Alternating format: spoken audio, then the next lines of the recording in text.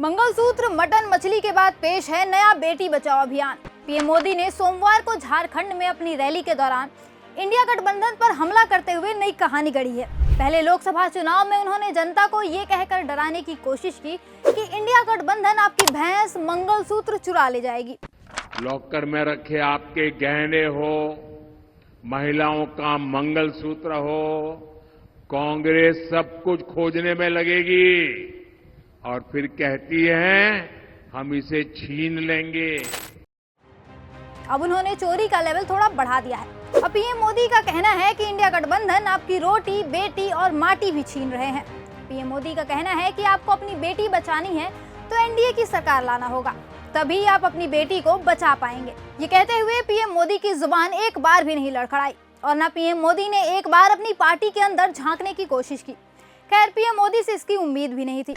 ये आपकी बेटी भी छीन रहे हैं और ये आपकी माटी को भी हड़प कर रहे हैं।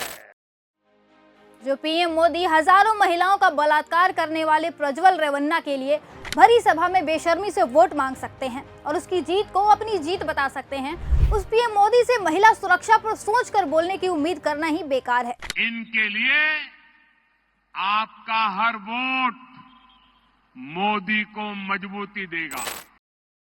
हर बार जब भी महिलाओं के साथ अत्याचार होता है तो बीजेपी पार्टी महिलाओं के साथ खड़े होने के बजाय बलात्कारियों और अपराधियों के साथ खड़ी मिलती है।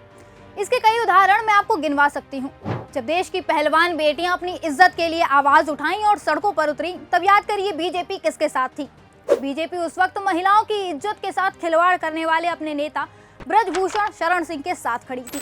पहलवान बेटियां महीनों तक न्याय के लिए सड़कों पर बैठी रहीं, लेकिन मजाल है कि मोदी सरकार की कान पर जूं तक रेंगा हो।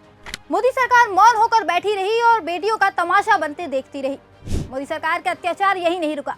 उन बेटियों को न्याय दिलाना तो दूर की बात है, मोदी सरकार ने उन बेटियों को सड़क पर घसीटा, पुलिस से लाठियां खिलवाई। ये सिर्फ एक कहानी नहीं है, हमारे पास हजारों ऐसे मामले हैं जो बीजेपी का घिनौना सच सामने लाते हैं। याद करिए वाराणसी के बीएचयू गैंगरेप कांड को, जब इसके मुख्य आरोपी मोदी जी की प्यारी भारतीय जनता पार्टी के आईटी सेल के ही सदस्य निकले। उस वक्त भी बीजेपी अपराधियों के साथ खड़ी मिली। अपराधियों को सजा देने के बजाय जब वो जमानत पर बाहर आए तो पार्टी ने उन अपराधियों का फूल माला के साथ स्वागत किया और जश्न मनाया। इतना ही नहीं, चंद वोट एक्स्ट्रा मिल जाए इसके लिए बीजेपी किसी बलात्कारी का साथ लेने से भी पीछे नहीं हटती है। जब भी चुनाव आते हैं बीजेपी अपने पसंदीदा बलात्कारी बाबा राम रहीम को पैरोल या फरलों पर जेल से बाहर ले आती है। वो चुनाव में जमकर बीजेपी का प्रचार करता है और बीजेपी भी खुशी खुशी प्रचार करवाती है। उस वक्त बीजेपी को महिला सुरक्षा की याद नहीं आती।